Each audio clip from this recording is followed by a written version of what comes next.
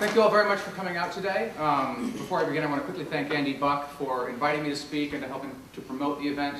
And I also want to thank a colleague of mine who could not be here, by the name of Jeff Childers, with whom I co-authored the paper that Andy just mentioned. And that paper is published in the American Journal of Bioethics and Neuroscience. He's in California, so that's why I couldn't be here. But I appreciate his assistance in this project and permitting me to sort of take it to the next level. It was a short paper, and it's sort of the seed for this project here, which will be sort of expanding upon what we talked about in that short article. So I hope you had a chance to read the little cartoon here. And so what do you say we start by turning to page 72 and seeing what happens? I want to start off with a couple of short little stories. So the first story here is Ed's story. I want you to imagine Ed being on top of the three-story building when out of nowhere a strong gust of wind comes along, blows him over the edge, and he starts falling down to earth. And he lands on Tom. And wouldn't you know it, surprise, surprise, Ed actually lives, but Tom dies. Now the question we have to ask is, should we blame or punish Ed in some way for the death of Tom? And I hope I can sort of steal the answer from you. It doesn't seem like we should.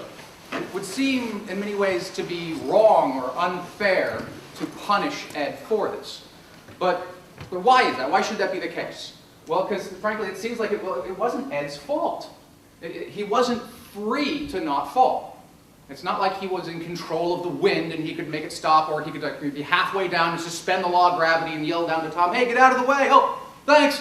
And then he could complete his fall down. That was not an option for him. He was completely at the whims of the laws of physics. And so because he had no control over his behavior, blaming him for this seems to be mistaken. That's sort of the common intuition. Now consider a second story. This is Fred's story. Now Fred is also on top of a three-story building, and like Ed, he also falls off, and he lands on someone, killing him. We'll call this guy Isaac. So Fred falls, kills Isaac.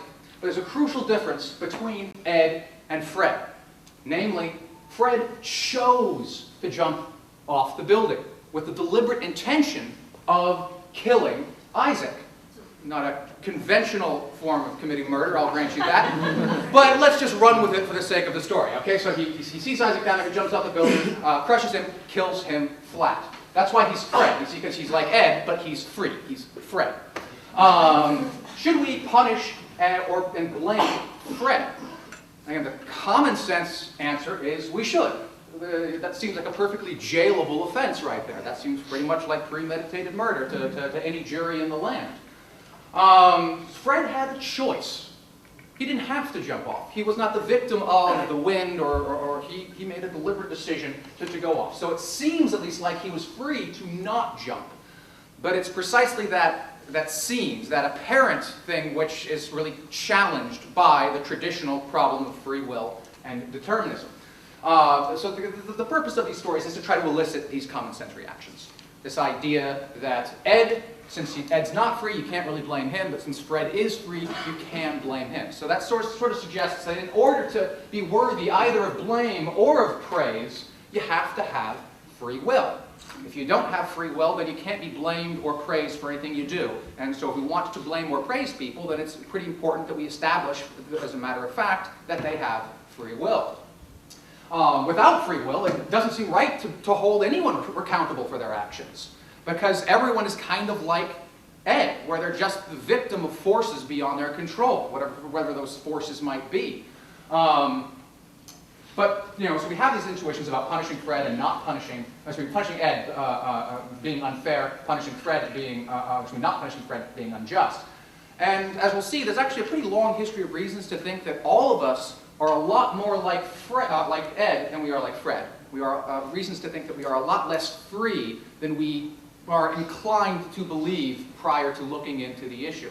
But before I turn to that history, I want to do a quick definition of terms here. Always an important thing to do in a philosophy talk, to make sure that we're all on the same page about our understanding of the terms. So I want to define the terms free will and determinism.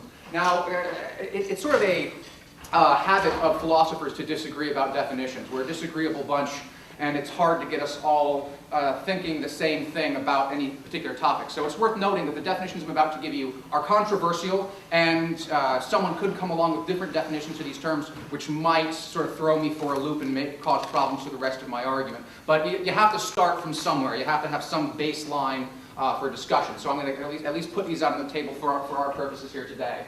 For free will, I'm borrowing a definition that comes from Peter van Inwagen, a philosopher just up at Notre Dame. He defines free will. He says, free will is the power or ability sometimes to do otherwise than what one in fact does. And something like this definition can be found throughout the history of philosophy. People like René Descartes, John Locke, and Jean-Paul Sartre all endorse more or less something along these lines. So while I can say this is sort of a controversial definition, it's not without a prominent school of backers. So in the very least, Van Inwagen and myself here are in good company.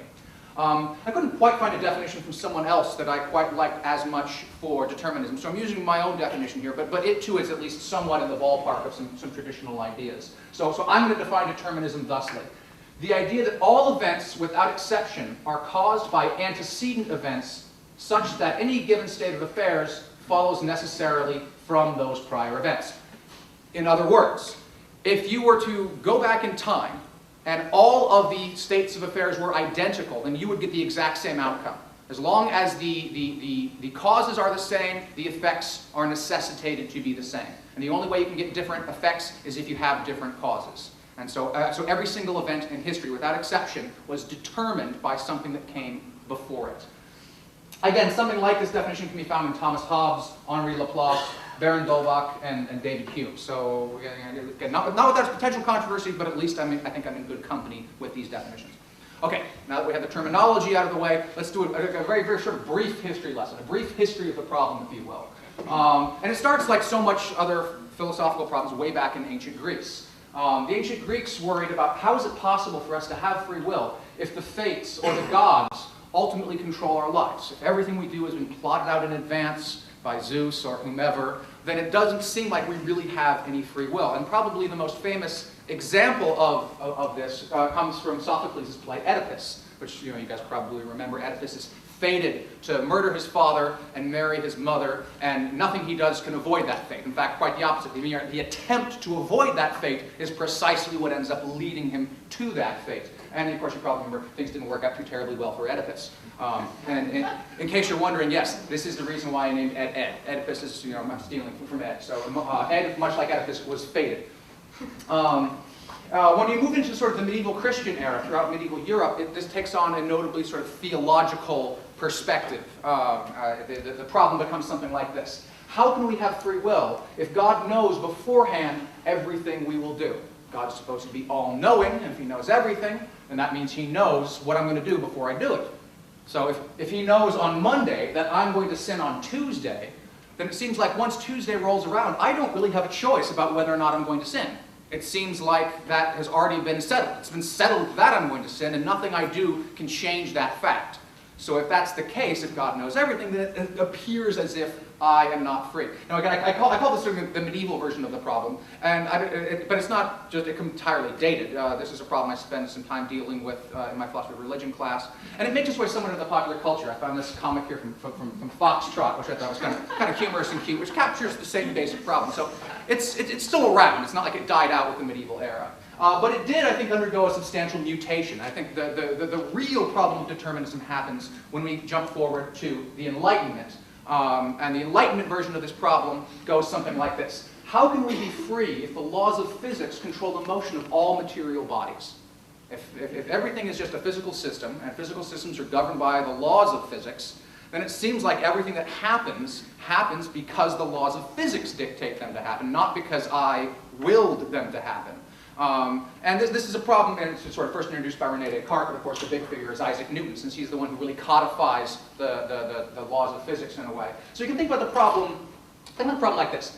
If you think about the whole universe, all the matter in the universe, 99.9999999999 so on % of the matter in the universe is governed by the laws of physics. Stars, planets, black holes, stellar gas. There's no free will in any of that stuff. That stuff just obeys the laws of physics. So why should it be that the 0.000000001% of the matter in the universe that makes up human bodies should somehow be an exception to that rule. That seems like an example of what philosophers call special pleading, and it's generally considered to be a logical fallacy. We don't get to carve out an exception for ourselves just because we want to feel special. We're physical systems, and that means, it seems, like we're going to be governed by the laws of physics. Now, all these versions of the problem haven't really been solved. Again, philosophers can and do still debate these versions of the problem. But it does seem to me, at least, that they've become kind of stale and even possibly passé. In large part because some of the most brilliant men throughout history have slammed their head against these problems and haven't really made much in the way of headway. I mean, they do a great job transforming the problem into new venues, starting with the mystical, going into the theological, and then the philosophical, and then the scientific. But the basic problem hasn't changed. There really hasn't been any motion towards a resolution. You know, when we look back at fate, that seems like too much of a mystical idea. We're not really too much into fate anymore. God's plan, you know, is sort of, in the very least, too inscrutable. There's no real way for us to know, so it's hard to really sort of figure out exactly how we're supposed to make sense of that. And of course, quantum physics really sort of undercuts the Newtonian version of determinism. We might end being determined, but we're not determined in the way that Isaac Newton suggested we were determined, because, you know, kind of according to 20th century quantum physics, there's a little bit of randomness in there, there's a little bit of chaos, and it's not like everything follows absolutely. Now, that doesn't, of course, mean that we therefore have free will, just because even if the quantum physics is correct and not everything is determined in the way Newton thought, that doesn't mean it's not determined in a different way. So we can't just jump to the conclusion, well, Isaac Newton's wrong, therefore we're not determined. Would it were, it was that easy. But the point that I want to get to today is that you can't keep a good philosophical problem down. And the modern version of the problem has migrated into neuroscience, and so that's going to be the principal venue in which I want to talk about it. So if you want to hear my thoughts on these versions of the problem, by all means feel free to ask me in the question and answer session, but for now I'm pretty much going to set these aside and move on to focus on the contemporary version of the problem. Now, I hope all of you feel the pull of both of these two poles, the idea of determinism and the idea of free will. Starting with the free will hypothesis. The free will hypothesis seems right because, frankly, it just feels like we're free.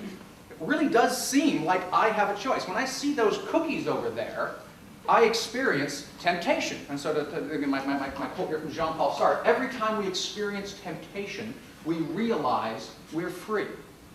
The idea being that, you know, as I look over there to the tray and I go, ooh, those look yummy, but no, I've already eaten two, and it's frankly probably more than I should have eaten anyway. Oh, but then again, they do look at, I feel an attraction, but I recognize I have the power to prevent myself or to give in. Now, if I was just determined, Sartre says, we wouldn't experience like that. If I was determined, it would feel much like Ed falling off the building. It would just be law of gravity. Oh, I can't help myself, I gotta go get a cookie. Oh, it's too bad the laws of physics are forcing me to do this. No. But that doesn't actually describe how we experience this. We experience it as a choice. So every time we experience temptation, we realize we're free, says Sartre. And it seems like, you know, this first-person experience, this phenomenological approach to the issue, provides just an undeniable argument, according to Sartre and other people like him, that we just have to be free. How can we possibly be wrong about something so intimate, so immediate, so obvious? It doesn't seem like we could be wrong about that. We might be wrong about science and stuff like that. We make confusions about that all the time. Science is constantly correcting itself. But how can we be wrong about our own first-person experiences? That doesn't seem possible. So, Sartre and his ilk say, we must have free will. But at the same time, the determinism hypothesis actually should be really appealing as well, because it draws very much on that strength of science, the incredible power of science to get us to understand, control, and manipulate the world. Let's take a quick look around the room right now and look at all the things that are the direct result of the scientific revolution. Everything from the projector, the computer, my remote, my clothes, your clothes, the seat you're sitting in, the electrical lighting, the air conditioning. All of this is a direct result of science. We clearly think science is trustworthy and powerful, and it tells us that, frankly, it doesn't seem like there's any room for free will. Science likes causes, it likes laws, it likes mechanisms. It doesn't like this mysterious occult power of free will. Quite frankly, it almost looks like we would have to violate the laws of physics in order to have free will. And frankly, that doesn't seem like something that's doable. Again, it seems like an example of special pleading. So, how then can we make sense of both our first-person experiences and the incredible success and power of science at the same time without having a sort of schizophrenic break and having to just divide ourselves into two separate minds, where we're scientists whenever we're doing technology, but the moment we have to make a decision about whether or not to eat the cookie, we go back to being existentialists and believing in free will. That's the challenge. And so let's now put it in terms of the contemporary scientific advances in neuroscience. And I want to make a quick disclaimer here. When I speak of neuroscience, I mean to be speaking more broadly here of the brain and behavioral sciences writ large. The principal work, for my purposes, is being done on the brain explicitly, but other behavioral sciences might bear on this as well. So economics, psychology, and so forth could all indeed play a role in the overall spiel. So that's what I mean when I speak of neuroscience. Neuroscience has made some incredible advancements in the last 40 or 50 years, and we are getting very, very good at understanding precisely what goes on in the brain. There's still a lot of things we don't know, of course. There's still a whole lot of mysteries, but we are very quickly solving a lot of these problems. And within our lifetimes, there's a good reason to believe that we'll crack the entire mystery and figure out precisely how the brain works all the way down to its very core. And as this happens, as neuroscience advances in this way, we're getting a better and better picture of how it is that the brain makes decisions, how decision-making occurs within the brain. And the process, so far at least, appears to be a lot more mechanistic, a lot more automatic, and a lot less conscious than we traditionally would like to believe. So the principal figure here who really gets the literature rolling is a gentleman by the name of Benjamin Libet, who taught at the University of California, San Francisco. And he came up with a pretty brilliant experiment. He hooked up electrodes to people's arms and to people's brains, and he asked them to watch as a little dial went around a clock face. And he asked them to make a mental note of when they first felt the urge to push a button. And then he asked them to push a button. So they're sitting there going, click, click. And every time they watch it past a certain point or whatever, they say, that's when I first decided to press the button, and then a split second later, I actually pushed the button. So they measure the brain, they measure the muscles, and they compare this with the person's personal reports. So I decided to push the button when it was at noon, and then I actually pushed the button when it was at 10 past. So again, things were moving relatively fast. So we get a timeline of when they made a conscious decision and when they behaved. And then we compare that with what was going on in the brain. And wouldn't you know, surprise, surprise, it turns out that he was able to actually figure out that the brain decided to push the button a full 300 milliseconds prior to the person being consciously aware of the fact that they were going to push the button. In other words, a full third of a second before they decided to push the button, their brain had already made that decision for them.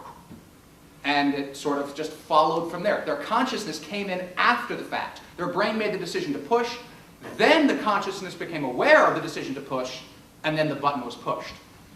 So this really sort of seems to challenge this idea that it's our consciousness, our conscious free will that's deciding to push. It really appears as though it's subconscious brain factors and various cortices that are actually making the decision, not our conscious free will.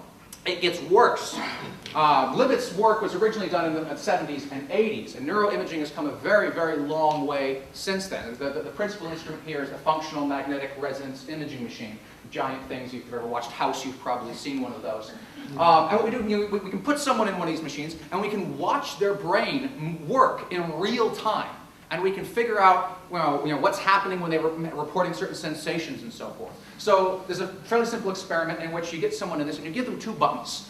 And you ask them to, at random, push one of the 2 buttons. And they say, give a window of at least 10 seconds between when you push them, but don't just wait 10 seconds and then push. Push them at random. Push them whenever you feel like it, and whichever one you feel like it.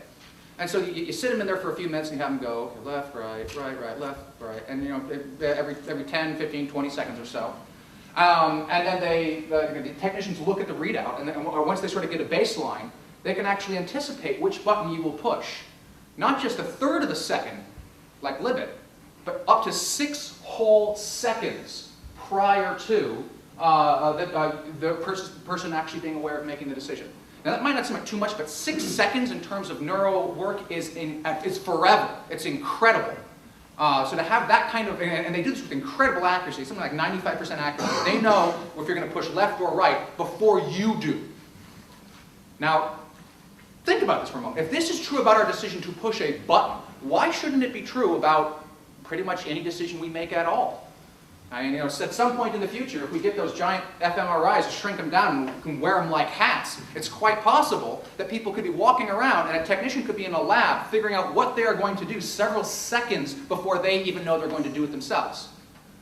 And this is something that really does seem to challenge and threaten our idea that we have free will, that we are responsible for our behavior. And so lots of people make some pretty interesting predictions about the future. So I'm putting just a couple of people here. So first off, Joshua Green, a psychologist at Harvard, and Jonathan Cohen, a neuroscientist at Princeton, published an article together, and this is what they said. They say, people may grow up completely used to the idea that every decision is a thoroughly mechanical process, the outcome of which is completely determined by the results of prior mechanical processes.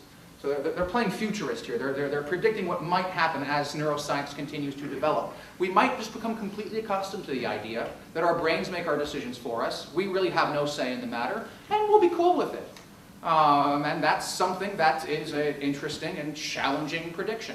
The Canadian neuroscientist Michael Persinger made a similar line in which he said, the law will be forced very soon to accommodate the fact that there is no absolute free will. So he's drawing the connection there specifically to what it means for the legal ramifications. If people really aren't in control of their behavior, it doesn't seem fair to punish them. It doesn't seem fair to force people to go to prison if their behavior is just like Ed's. If they're just the victim of the neurological laws that are dictating and controlling their behavior in the same way Ed was the victim of the wind and gravity.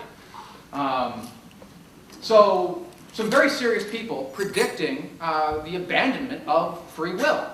But at the same time, there's also very serious people clinging to the idea of free will. Free will is one of these ideas we just can't seem to give up upon. Prominent philosophers and prominent neuroscientists are clutching onto free will and thinking that we've got perfectly rational reasons for accepting it. I'll name just a couple here. First one, Al Mealy at the University of Florida recently got a $4.4 million grant to study the issue of free will. And who says philosophy doesn't bring in the bucks, right? $4.4 million to study free will. And he is generally optimistic. He's generally in favor of some variety of free will, as are his backers, which are the Templeton Foundation, which some people might be familiar with them. Both of them have optimism about the idea of free will. So clearly, when you're investing that kind of money, you must have some pretty serious reasons to thinking it's going to come out the way you want it to come out. And as far as neuroscience goes, even Benjamin Libet himself, who only died just a couple years ago in 2007, but even up until his death, he looked at his research and then the research that followed his from the fMRIs, and he thought that there was plenty of evidence for a variety of free will. He actually had a peculiar version of it. His thinking was, well, we can't really initiate actions. The decision to start acting is entirely subconscious, but we can consciously veto actions. So our brain can tell us to start pushing the buttons, but the moment we become aware, we can go, no, not going to push the button this time. And he thought that made perfect sense and the data supported that. So he called his version of free will, free won't. It's kind of a cute little play. You can't just make a decision to start something, but you can stop your impulse from doing so. So despite all this neuroscience, despite all these advancements, we're still being torn in two directions. Now, this question, the question of free will and determinism, in one form or another, has been plaguing us for about 2,500 years. We've been asking the same question, which is true, the free will hypothesis or the determinism hypothesis? And people have been so desperate to answer this question that they've tried pretty much every possible solution you can imagine. Some people say they're both true. We have free will and we're determined. That's a position known as libertarianism, not to be, that's not libertarianism. Libertarianism is that we're not determined and we do have free will. Compatibilism is the idea that we have free will and we're determined. And then there's incompatibilists who say no, that we have no free will and we are determined, and then there's the impossibilists who say they're both wrong, there is no free will and there's no determinism. And very serious, whole philosophical careers have been staked out answering every sort of possible, imaginable array of answers to these problems that you can dream up. But in spite of all that, no real progress. In spite of all that, other than this sort of intellectually stimulating niches that are being developed and new ways of asking the question, new venues upon which to ask the question, the basic issue is just as contentious as it ever has been. Now, when you have 2,500 years of brilliant people asking the same question and not really making a whole lot of progress, that to me suggests that we are asking the wrong question. We're approaching it in the wrong way. I think that perhaps philosophers, and through philosophers, neuroscientists, have been confusing semantic inertia with a genuine philosophical problem. And that rather than there being a genuine philosophical problem here, we're just so accustomed to thinking in terms of free will and determinism that we've forgotten that there's other ways of describing our experiences. There's other ways of talking about the things that free will and determinism are trying to talk about. And those other ways might actually be superior to using the language of free will and determinism. So I want to suggest the following. Rather than asking the question, which is true, determinism or free will, I want to say that's the wrong question. Here I think is a better question. Maybe not the right question, but at least a better question. Which offers the best explanation of human behavior? And I think when you ask the question that way, the answer to me seems abundantly clear. Neither. Neither of these hypotheses do a very good job of explaining human behavior, at least in the interesting times. Again, obviously, sometimes things like determinism makes sense. Again, if you're falling off a building, it makes perfect sense to say you're determined by the law of gravity to fall off the building at that point. I have no problem with that kind of contention. But the kind of behavior that we're interested in, things like decision making, for example, that behavior does not seem to me to be very well described or explained either by free will or by determinism. And so I think we can get a better explanation for human behavior than either of those two. And so in order to make the case for that, I have to digress a little bit into some of the material I cover in my philosophy of science class on what is an explanation. I actually spent a whole week talking about this issue, so it's another really complicated issue that I'm going to be reducing to incredible simplicity here, but I do hope I can sort of get the heart of the matter. The key thing, and I think all philosophers of science will agree with this, you have to distinguish between a genuine explanation and a pseudo-explanation. Not all things which claim to explain actually do any explaining. You can set something up that will look like an explanation without it actually succeeding in explaining. And so the tricky question then is, how do we distinguish these two? How do we know what's a real explanation and what's a pseudo-explanation? And that's where philosophers tend to disagree. But again, I'll take a shotgun approach here and offer at least sort of 4 general points for what distinguishes a real explanation from a pseudo-explanation. A genuine explanation has to do at least some combination of the following 4 things. It has to give us a good conceptual grasp of the phenomenon in question. It has to accord well with our general understanding of the world up to this point. It has to allow us to make successful predictions. And it has to allow us to exercise control over previously uncontrollable situations. It doesn't have to do all of these things, but it has to at least do some combination of these things. If it does none of these things, then that's a good suggestion that we have a pseudo-explanation, not a genuine explanation.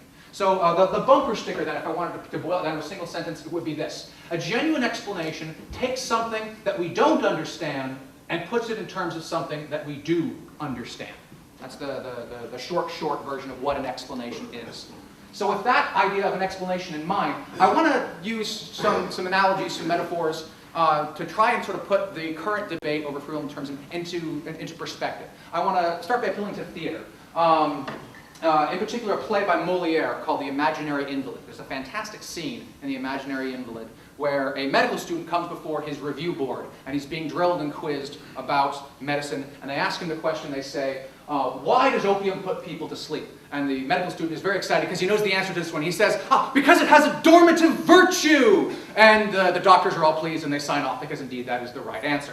Now Molière is being tongue-in-cheek when he does it. He's fully aware of the fact that that's not an explanation at all. Saying that opium puts people to sleep because it has a dormitive virtue is really just saying opium puts people to sleep because it puts people to sleep. It's 2 ways of saying the exact same thing. You can't use that latter to explain the former because the former is just a rewording of the latter. Now, in the play itself, the medical review board is perfectly happy with that answer, but it's not hard to imagine a different response. So let me rewrite Molière really quickly for a second, not that I would presuppose. But what if the medical review board were to say something like this? Well, science has investigated opium. We've looked at it thoroughly, and we've seen no evidence of a so-called dormitive virtue. We see chemical structures, we see ionic bonds, but we see no dormitive virtue. So, if you believe in science, you have to totally give up on the idea that opium has a dormitive virtue. That's what sort of the scientific view of opium would be. To which Molière's medical student would probably shoot back, but you've seen the dormitive virtue in action. You see it every time you use opium, it puts people to sleep. How can science compel us to stop believing in something that inspired science to investigate it in the first place. It seems like we're at a point where we're torn in two directions. Our experiences tell us that there's a dormant virtue, but nothing in the science says that there is a dormant virtue. So it's not hard to imagine, I think, this debate could go on for a very long time without actually getting anywhere. It would be a waste of our efforts, frankly, to debate whether or not opium has a dormitive virtue. We're asking the wrong question if we're asking the question, does opium have a dormitive virtue? We have to ask a different question. Another example. This comes from a philosopher, Henri Bergson, French philosopher, who proposed a hypothesis for what is it, and the question was, what distinguishes living things from non-living things? Why is it that, I, for example, I'm alive, and well, I guess the wood technically might still be alive, so I'll take a chair over here, it's made of metal. That's not alive. What exactly is the difference there? And Bergson's hypothesis was perhaps there is what he called an élan vital, or a vital spirit. And living things have this élan vital, and non-living things don't. And that's what fundamentally distinguishes them. So right after a person dies, for example, they've lost their élan vital. They look the same, everything looks just fine, but their élan vital has escaped them, no longer having the vital spirit. And this was a hypothesis which was taken somewhat seriously by at least some respectable thinkers. And again, you can imagine what the objections are going to be, but science finds no evidence for this élan vital. We can look at organic structures or organisms, we'll see cells, we'll see molecules, we'll see atoms, but we see no élan vital. What would it even look like? How would we know it if we saw it? What would it be? That seems like something where science just can't get any traction on this idea at all. So if you believe in science, you have to believe there's no élan vital. But of course, defenders of élan vital would shoot back and say, well, if there's no vital spirit, how can we be here having the debate in the first place? Clearly there must be vital spirit, otherwise we would be just like the dead objects and alive objects all around us. So the mere fact that we're alive having this debate at all means that there must be a vital spirit. And this debate did go on for some time without really providing any illumination. Now, both Molière and Bergson, Molière being tongue-in-cheek, Bergson as being serious, but they both at least sort of putting forward an alleged explanation. Molière's trying to explain why opium puts people to sleep. Bergson's trying to explain why there's a difference between living and non-living stuff. But both of them aren't actually explaining anything. Neither of them are actually successfully giving us a conceptual grasp of the phenomena they're trying to talk about. All they're doing is restating what we already know. There's a difference between living things and non-living things. We know that. Opium puts people to sleep. Water does not. We know this. Talking in terms of élan vital and dormitive virtues isn't adding to our understanding of the world. It's simply confusing us and making us think in the wrong way about these phenomena. Experiences cannot explain themselves, might be another way of putting it. We have to figure out ways that we can get conceptual grasps on things that allow us to actually move upward in our understanding. So let's bring this back now to the free will determinism debate. I hope you can follow the parallels. I hope you see why it is I chose these stories and how it is I'm trying to argue that they parallel the free will and determinism debate. So let's ask the question.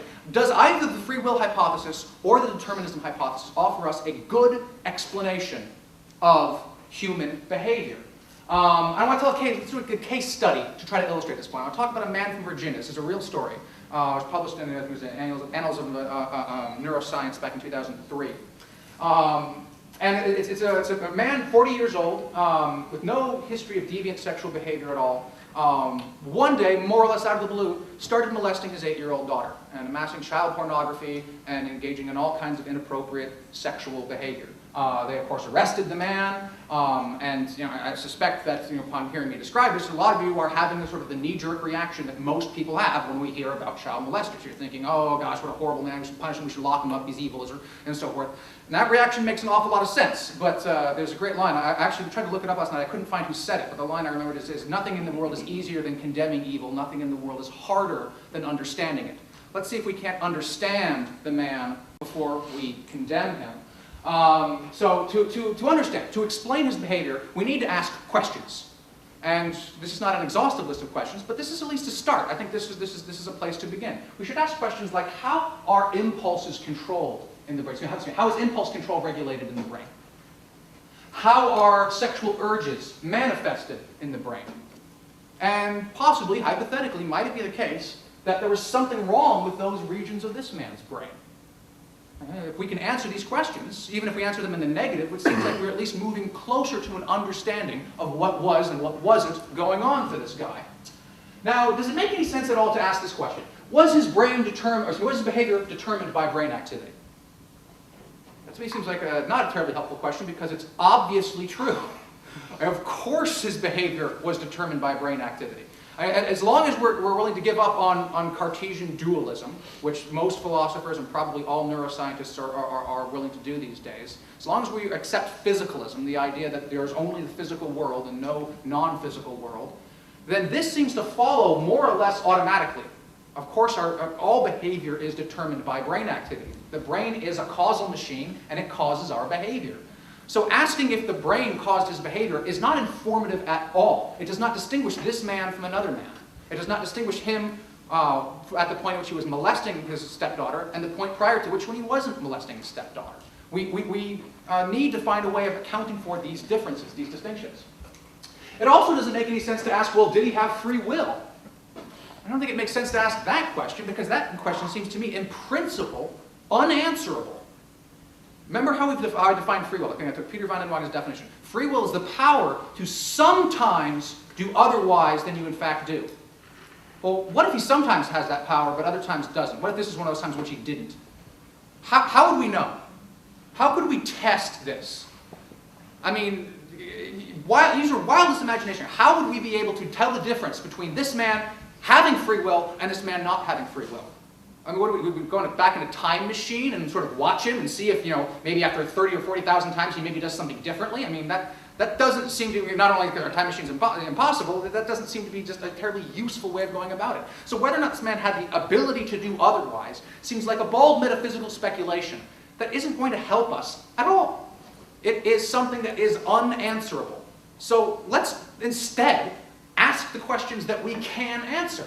Like these ones right here. We can actually answer these questions. Maybe not completely and 100% guaranteed, but at least we can answer them a whole lot better than we can answer the question, did he have free will? So, back to the story real quick. What happened? He was put on trial. He started complaining of headaches. So they did what they frankly probably should have done right away. They stuck his head in an MRI, and they found a benign but massive tumor in his hypothalamus and his septum, regions that are responsible for sexual impulse and sexual behavior. And so they did what any doctor would do. They removed the damn thing. Surgery. They took it out, and wouldn't you know it, like that, he was cured. No longer felt any impulse at all to behave in inappropriate, abnormal ways. And by the way, this whole time, while he was on trial, anytime like a woman would walk by, he could not control himself from trying to basically have sex with her. It was one of those things where it wasn't just this, he had all sorts of impulse control problems throughout. So they remove it, and those impulse problems go away. Several months later, he tells the doctor that he's starting to feel inappropriate urges again. So they put him back in the MRI, and it turns out they didn't get the whole tumor. They accidentally missed a small part of it, and it grew back. So they did surgery again. Once again, urge is gone. Guy's back to normal. So, what does this tell us? What does this explain? Well, it seems pretty clear that the diagnosis, no free will, isn't going to explain his behavior very well. That is saying that the tumor stole his capacity for free will doesn't really help very much. That doesn't seem to be something that really tells us anything new that we didn't already know. I mean, if he didn't have, we want to say, if you put my brain, for example, in an MRI and you find no tumors, do we want to call this a diagnosis of free will? We've just scientifically proven that I have free will because I have no tumors in my brain. That doesn't seem to be the way we would go either. So it doesn't seem like this is going to give us a whole lot of traction, a whole lot of perspective. So there's differences here, and differences require explanations. There are empirical differences between opium and water. We want to know what they are. There are empirical differences between living and non-living things. We want to know what they are. Appealing to normative virtues and elan vital does not account for these differences. We need to talk in a different language, a different vocabulary, a different conceptual scheme if we are going to answer the question what the real differences are. Likewise, there are empirical differences between the man's behavior with the tumor and his behavior without the tumor. And we want to know what accounts for that. Appealing to free will points to that difference. It says, look, here's a class of behavior that is accountable, that people are responsible for, and here's a class of behavior that people are not responsible for. It points to a difference. It does not explain the difference. It claims to explain the difference, but it does not actually do that. So this distinction here between accountable behavior and excusable behavior is a very real empirical difference that we want an account for. And in claiming his brain determined his behavior, that doesn't account for anything either, because that's true of everyone. That doesn't distinguish this man from anyone else. And there are clear empirical differences between this man and everyone else. Namely, the vast majority of us don't molest 8-year-old girls. So that if you don't see that as an obvious empirical difference, then I don't know how to reach you, frankly, because that seems to be about as obvious an empirical difference as you can possibly ask for. So, what then should we, again, if I've got you thus far, if we're willing to give up on the language of free will and determinism, what's the alternative? I want to propose an alternative. I want to propose what my co-author, I think rather elegantly referred to as a semantic migration towards a new set of concepts, a new way of thinking about human behavior that meshes with our understanding of neuroscience and our understanding of personal responsibility, moral responsibility, and legal responsibility. And I think the only reason why we see this as difficult at all is because we're so hypnotized by the free will determinism dilemma that we don't know how to think in any other terms. But if we just sort of snap ourselves out of it and start thinking and talking in different ways, I think we'll find this is actually relatively easy to do. And so I want to steal the language that the philosopher Patricia Churchland has proposed. She suggests that we start speaking about these differences in terms of control. And there's some fairly straightforward empirical differences between a brain that is in control and a brain that is out of control. It does not require any strange metaphysical speculation. It doesn't require some bizarre contra-causal power to do otherwise than you in fact do. It's sort of so obvious that when I expect as I start pointing it out to you, you're going to go, duh. So let me take a couple of quick examples here. For starters, Alzheimer's disease. Alzheimer's disease pretty clearly impacts control. I mean, here's an example of a normal brain next to an advanced Alzheimer's disease brain. Now, you don't have to be a neuroscientist to recognize that if your brain's supposed to look like that, but it looks like that, you're going to have some serious functional problems with your conscious control. Alzheimer's impacts language, it impacts memory, concentration, mood, all sorts of things, because the brain regions that are responsible for these things get atrophied. So you lose your control when you lose these regions of the brain. But when you have these regions, you have this control. Again, this is an empirical difference, an obvious difference that we want to account for. Another example is brain lesions. Brain lesions pretty clearly impact our control. Probably the most famous case here actually is Phineas Gage. Some of you may have heard of him. This is the guy in the 19th century who had the rod blown through his skull. And right afterwards, they saved his life, but he started acting very funny. He could not control his behavior anymore. He would act on impulse. He was moody, he was irritable, he was a prick, quite frankly.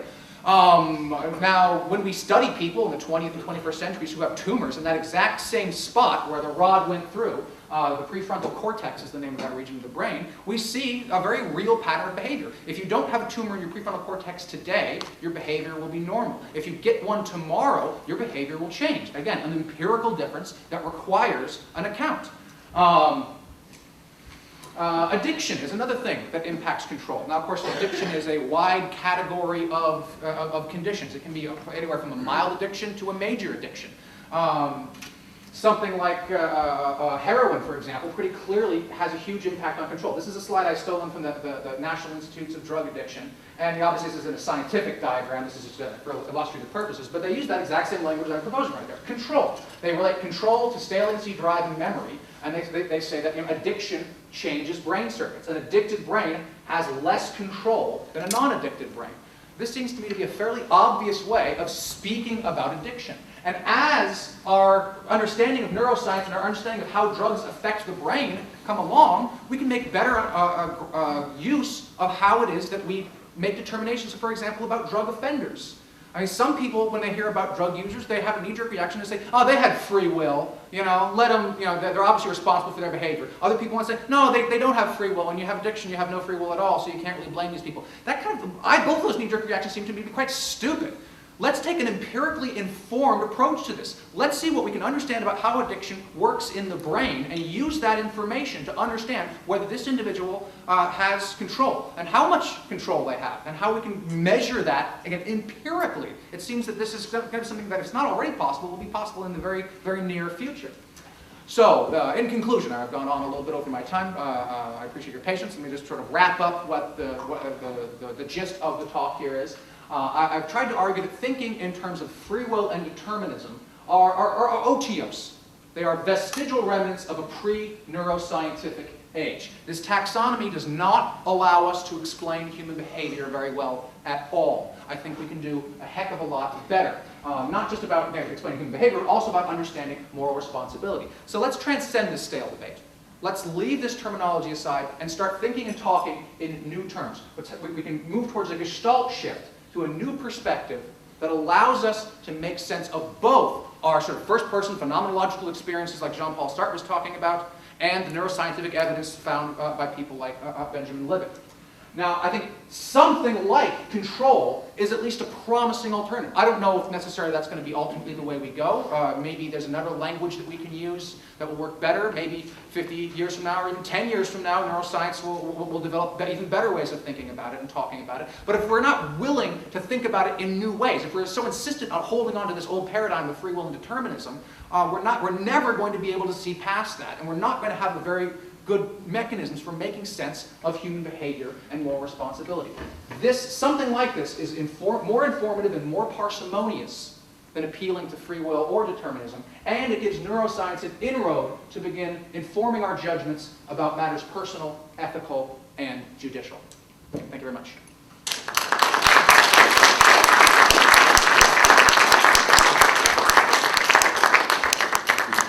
So, if anyone has any questions or comments, I'd be happy to field them now.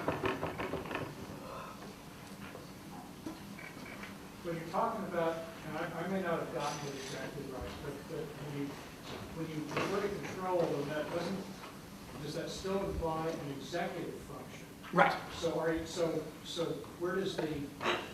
how does the executive function then differ from some non-material entity which would have control, free will, and just the material, the molecules and so forth, push it in a particular way? Yeah.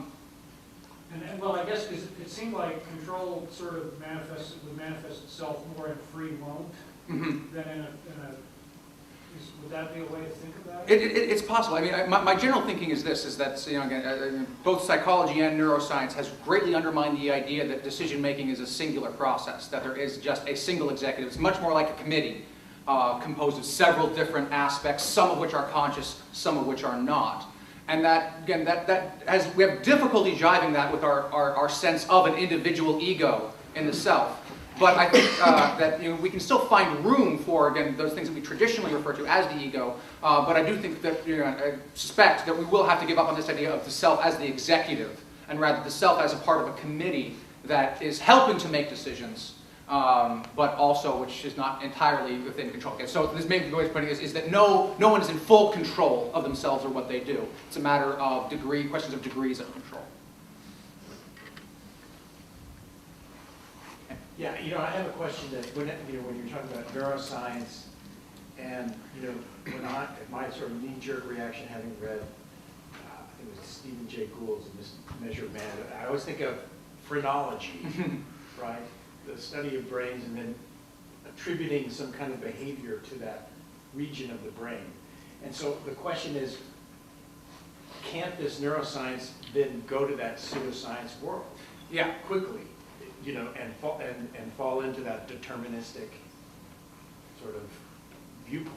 For those of you who don't know what phrenology is, it was a 19th century attempt at neuroscience in which people would do things like measure the width of the brain and so forth, and the depth of the brain, and by literally using a ruler and saying, well, you've got a cranium of this size, so you're going to be predisposed to criminal behavior or something like that. And yeah, it's pretty routinely ridiculed as a very, very clumsy attempt at understanding human behavior. And it's certainly possible that A lot of what we think about, we know about neuroscience might be mistaken. Again, that's sort of par for the course for all sciences. And so 100 years from now, we might look back on our contemporary neurosciences and think, wow, we were way off. But there's at least some good reasons for thinking that it's nowhere near as bad as phrenology. Because again, we can literally cut open people's brains and put our finger at a certain spot, and we can inspire someone to smell honey. You can find the exact spot where you push in someone's brain to give them a specific brain sensation. And you can do that to make them see the color red or all sorts of things. And that's some really tactile, hands-on, immediate, and it's relatively cross-platform. So you can do it, not quite the exact same for every person, but for an awful lot of different people, they're the precise same point. Ooh, I smell honey. That's a strong confirmation that we're at least in the ballpark of understanding how the brain works in these particular regards. With this concept of control and kind of getting rid of the free will and determinism, so it still kind of leaves an open door, though.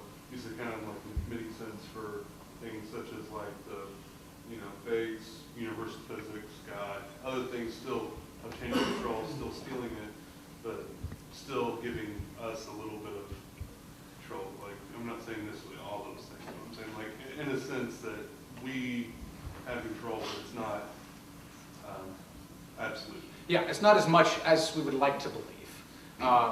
But this seems something that you don't even have to go to neuroscience to that. Anyone who takes an intro to psych class, for example, can recognize pretty quickly the kinds of behaviors that people aren't aware of that are outside of their conscious control, but nonetheless they do all the time.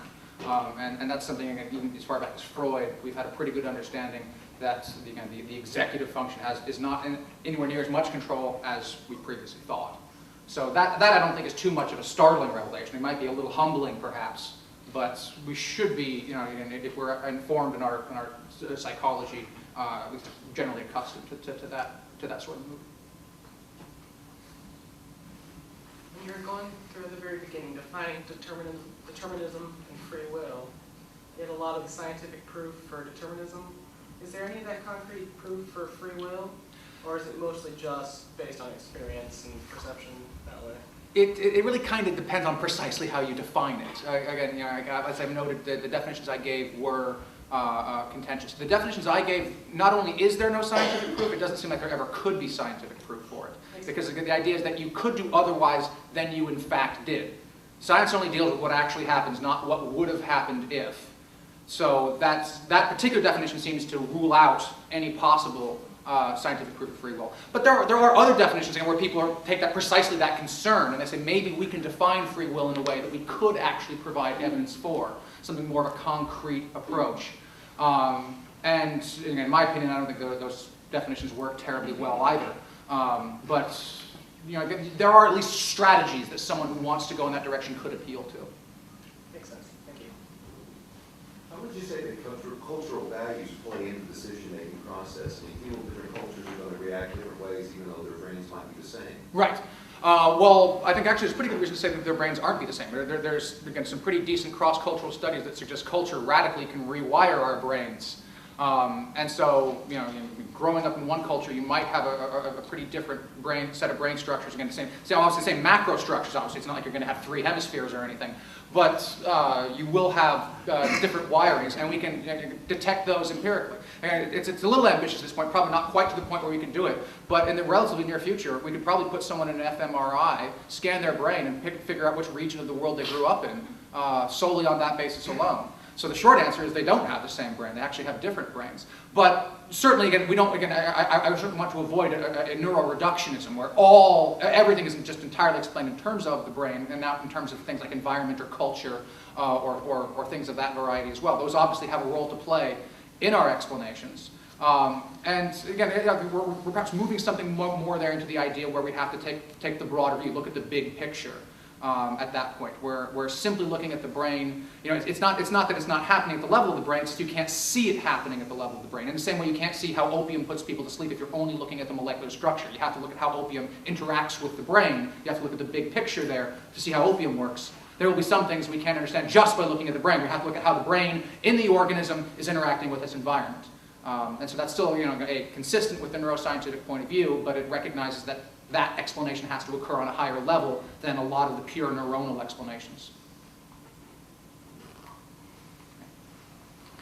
said when they put someone in an MRI, or fMRI, whatever, they can see what they're gonna, they can like read their mind 6 seconds. How would that explain something like a typical conversation, like what you and I are having? You don't know what you're gonna say in 6 seconds because you don't know what I'm gonna say.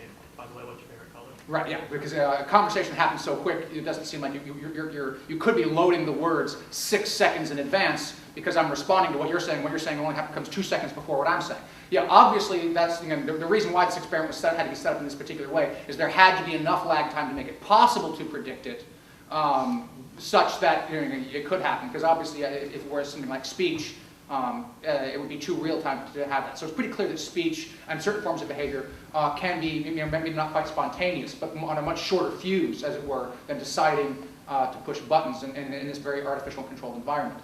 But still, the same basic lesson, it should at least worry us that perhaps my brain is choosing my words prior to my conscious awareness of that. It's probably not happened 6 seconds before, but it is happening before I'm aware of it. And exactly how much so goes beyond my expertise. That's not something I'm privy to, but there's at least good reason to think that it's the same basic principle applies, just the time limit's different. So would an example of control be the case with the guy with the tumor, when he chooses to report to the authorities and he's feeling the urges come back, rather than just running with them? Yeah, I think that would be a pretty clear example. And again, it's something, I don't want to say that the guy with the tumor has no control, but he certainly has compromised control. It's something that, possibly Alzheimer's might get to the point where actually someone does lose all capacity to control their language or their memory, if their memory is totally physically shot. If I tell you to think about your last birthday, all you are in control. You can remember your last birthday, presumably, unless it was a very uneventful birthday, in which case, sucks to be you. But most people can do that. Most people can remember what they did long ago, at will, at command. They're in control. Someone with Alzheimer's can't. So there's a pretty clear and empirical difference right there. And I want to say that the way to make sense of that isn't in terms of free will versus determinism, but rather in terms of control. So yeah, the guy deciding to point out that I'm having urges that I don't want is sort of an exercise of control. So it suggests also that a level of awareness. Once you realize that there's a physical explanation, you can then act upon how you choose to react to that physical. Yeah, actually, there's a lot of work on this. Actually, Ian just posted a link to me not too long ago about people doing precisely this, of getting people in an fMRI, watching their brains in real time, and using what they see in their brain to train their own behavior. So you can use it to help addicts break their addiction, for example. By simply being aware of what's happening in their brain when they're craving heroin, that allows them to concentrate in such a way that they can watch, oh, when I think about this, I see the urge and the craving go down. And so that means that that's probably a pretty good idea. So we can help train people's brains in a way that allows them to exercise more control. So yeah, very much so.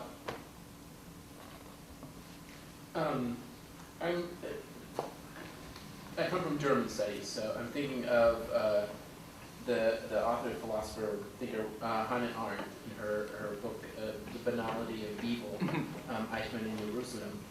And I'm wondering if that perhaps isn't something, what you've talked about here is something what she's pointing to there, when she's suggesting that this capacity to do evil things sort of exists in all of us, and these people who have done that have sort of haven't exercised this control. Yeah, it certainly seems, again, like back to the topic of culture. There's certain cultures might impose more of an authoritarian mindset, and they might train their people to just follow orders, like the Nazis were particularly good at. And obviously cultural training like that, again, will have an effect on the brain, and it will rewire the brain in such a way that they will have less capacity for control. Whereas more individualistic societies might encourage more control and more autonomy within their people. So yeah, I think that Arendt. So then, building up on that, though, it would seem that it would negate a certain amount of culpability. Yeah, possibly. I mean, I'm not opposed to that. You know, if indeed, I mean, you know, there's there's sort of there, but for the grace of God go I principle. You know, were I a young man in Nazi Germany at the time, I probably would have ended up in the SS too, and that sort of thing.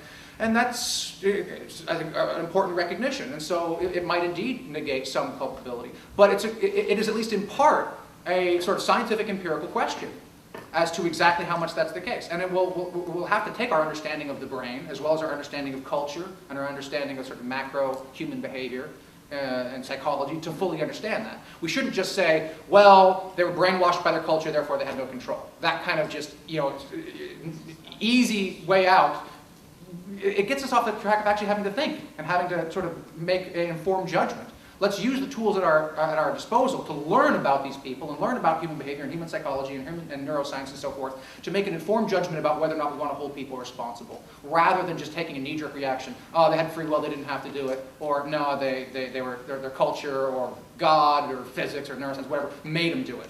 That kind of just, you know, knee-jerk reaction doesn't help us, I want to say.